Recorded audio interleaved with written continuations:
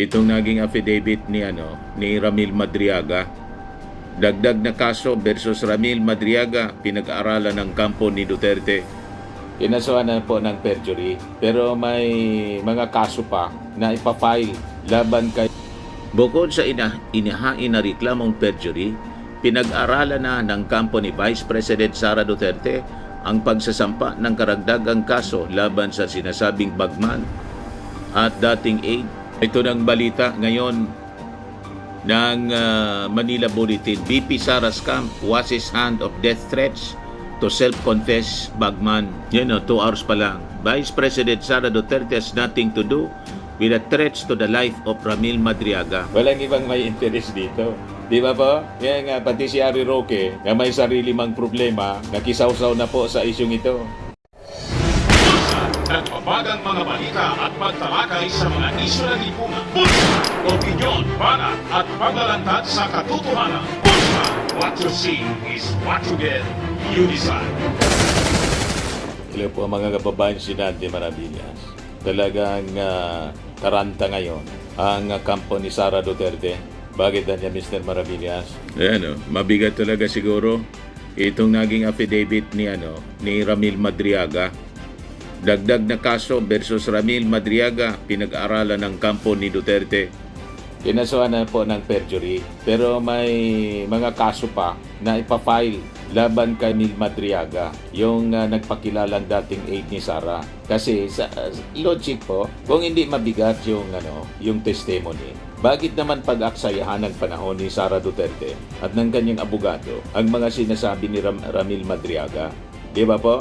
Yan ang sabi dito sa report ng DCMM Teleradyo. Bukod sa inihain na reklamong perjury, pinag-aralan na ng kampo ni Vice President Sara Duterte ang pagsasampa ng karagdagang kaso laban sa sinasabing bagman at dating aide na si Ramil Madriaga. Sinabi sa DCMM ng abogado ng Vice Presidente na si Attorney Paulo Panelo na hindi na dapat palampasin ang sinasabing tanim witness style para dikdikin ang Vice Presidente, partikular na sa isyu ng confidential funds. Sinagot ni Panelo ang pagkwestiyon ng abogado ni Madriaga na si Raymond Palad sa timing ng pag-aay ng reklamo. Timing for me, on our side, is not questionable. If at all, parang nadili lang ng county because hindi naman ito priority ni BP Sara, giit ni Panelo. So, tatagta rin ng kaso si Ramil Madriaga ni Sara Duterte. Kaya lang, hindi naman po nagpapasinda. At I think, sa latest na balita, iko-custody ng Congress. Kasi di ba, nireveal ng kanyang abogado na may threat sa kanyang buhay. Munti ka na daw na patahimikin itong si Ramil Madriaga. Kung ganon, talagang seryoso ang hawak ng mga ebidensya na alleged former aide ng Vice Presidente. At ngayon, sa latest na balita, naghugas ng kamay ang kampo ni Sara Duterte doon sa claim ng abogado ni Madriaga na may death threat ito. Ito ng balita ngayon ng Manila Bulletin. BP Sara scam washes hand of death threats to self-confess bagman. 2 hours pa lang. Vice President Sara Duterte has nothing to do with the threats to the life of Ramil Madriaga, a self-confessed bagman for Duterte, and legal counsel said. Lawyer Salvador Panelo said their camp actually wants him alive and in the pink of health because he's the only one who can admit that he made up his testimony against the Vice President and identify his handlers. Paniwala kayo mga kababayan sa kwento ng kanyang abogado? Walang ibang may interest dito. Di ba po? Yan nga, pati si Harry Roque na may sarili mang problema, nakisawsaw na po sa isyong ito.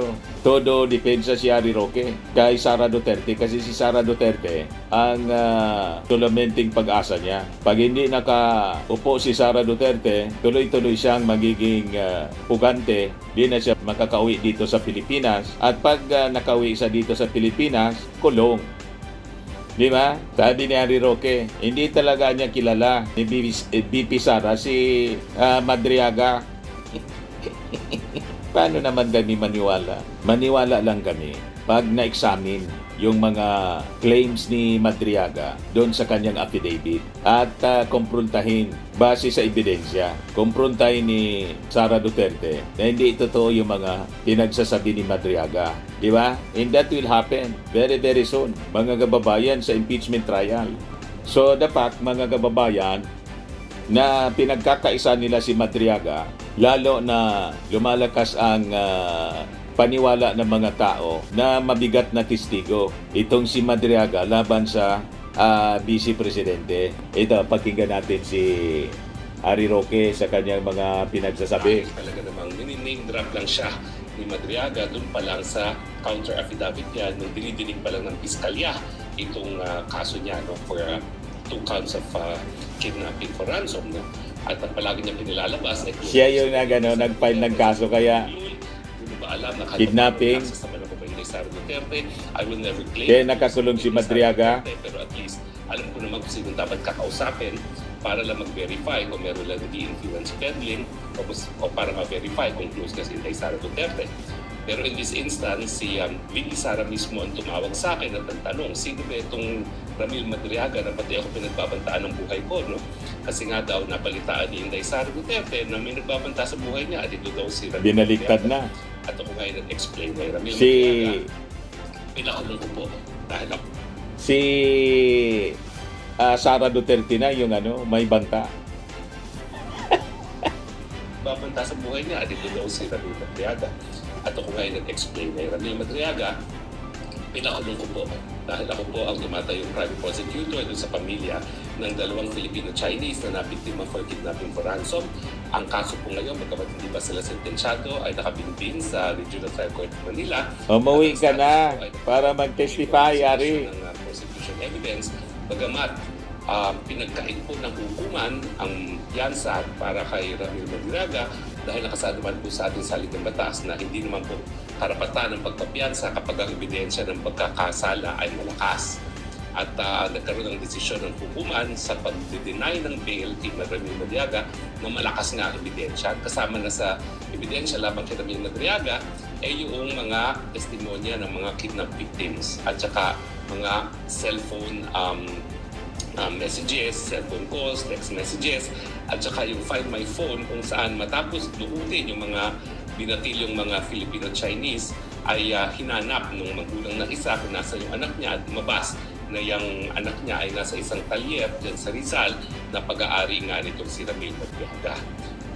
So yan ang pinaka-latest na video ni Harry Roque. Binabakbakan niya si Madriaga. So habang binabakbakan si Madriaga, lalong naniniwala yung mga mamamayang Pilipino, mabigat yung testimony. Kasi kung hindi mabigat, huwag mo nang pansinin. Ganun lang po yun. Logic. Tapos may banta pa ng panibagong kaso.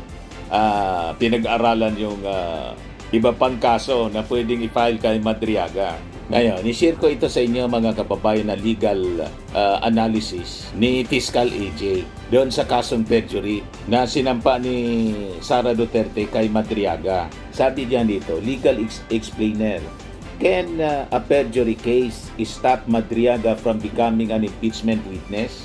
Ang short answer niya, hindi. So narito ang apat na dahilan kung bakit tuloy ang pagtestigo ni Madriaga.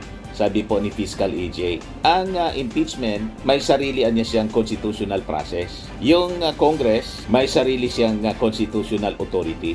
Na ang ibig sabihin, kung gusto na ipatawag ng Congress, ang isang witness, pwede sila na mag-issue ng subpoena. Now, ang criminal complaint niya, sa prosecutor, wala siyang control at hindi pwedeng pigilin ang isang congressional proceeding. Kasi magkaibang proseso yan. Pangalawa, competency versus credibility. Isa na itong basic rule and evidence na minsan maraming tao ang nalilito. Sa competency niya, ang tanong, pwede bang tumestigo ang isang witness? Generally niya, yes. Maski may criminal case, pwede. As long as kaya niyang makakita, makaalala, magsalaysay ng facts. Now, doon naman sa credibility. Ang tanong, paniniwalaan ba siya? O dapat bang paniwalaan? So dito niya pumapasok yung strategy ng perjury complaint. Kaya pinaila ng perjury si si Madriaga. Hindi nito pinipigilan niya yung testimony. Ang target niya nito, sirain yung credibility. May perjury case niya. Pinailanguan niya ng perjury case yan. Yun possibly ang target. So, gusto niya sirain yung credibility bago pa man ito magsalita. Ganon. Tapos, dito niya sa sub judice argument. Hindi niya to, walang epekto yung sub judice argument dito. May nagsasabi niya kasi na may kaso na, so bawal na itong pag-usapan. Pero ito niya yung problema, sabi ni Fiscal AJ. Yung complaint na final ni Sara, nasa prosecutor's office pa lang. Ibig sabihin, wala pang kaso sa korte. Yung sub judice rule niya generally applies doon sa mga pending cases na nasa korte na.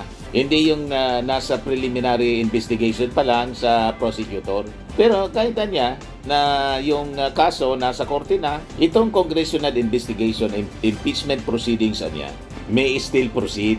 Kasi niya, they serve a constitutional function. Kung yun ang target ni Sara, bukya pa rin siya. Kung yun ang strategy ng kanyang abogado, si Paulo Panelo, anak ni Panelo. So hindi niya automatic na titigil yung impeachment dahil lang sa may complaint. So ano niya talaga itong move na ginawa ni Sara? Sa tingin ni Fiscal AJ, isa siyang legal strategy.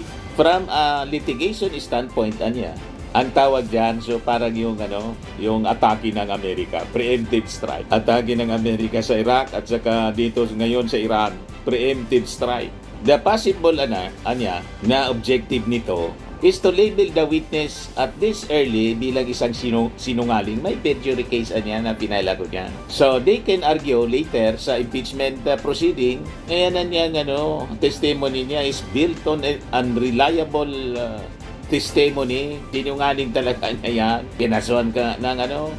Kinasuhan namin niya ng perjury. Pero ang ganitong strategy, sabi ni Fiscal AJ, may peligro rin, may risk. If the witness niya welcomes the case, the perjury complaint niya becomes a formal forum where evidence can be presented to prove that the statements are true. Baka mag-backfire. Yun ang risk, mga kababayan. Yan pinailan ng perjury case yung alleged former aide ni Sara na si Ramil Madriaga. Swimming and lifting cream, pinapahid po sa mga pulses in affected area. Mainam po sa paninigas ng mga kaso-kasuan. Ito naman po, Automax Radiant Serum. Sa mukha naman yung application, anti-aging po siya. You will look 10 years younger than your age. Sa mga cancer patients naman po, baka lang gusto ninyo itong itry. Neng siya red mixed fruit drink. Hindi mo po siya gamot, food supplement siya. Kaya lang, gawa siya mga kababayan sa goji berry. Yung goji berry may anti-cancer properties. O ngayon, yung mga inquiries ninyo, dumiritso na lang kayo sa aming messenger sa Facebook para masagot namin agad. Ayos pa? Ayos na ayos niya, Mr. Maravilla. Sa mga nagana po ng malinis and spacious fitness gym, pumunta lang po kayo sa aming Colossal Fitness Gym.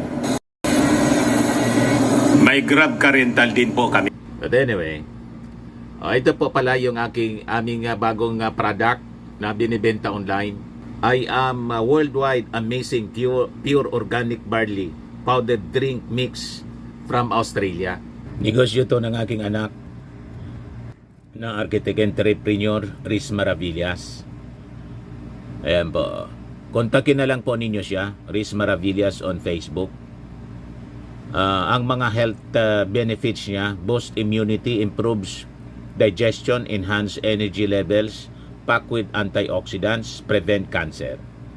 Ito naman po yung bago naming product na binibenta online.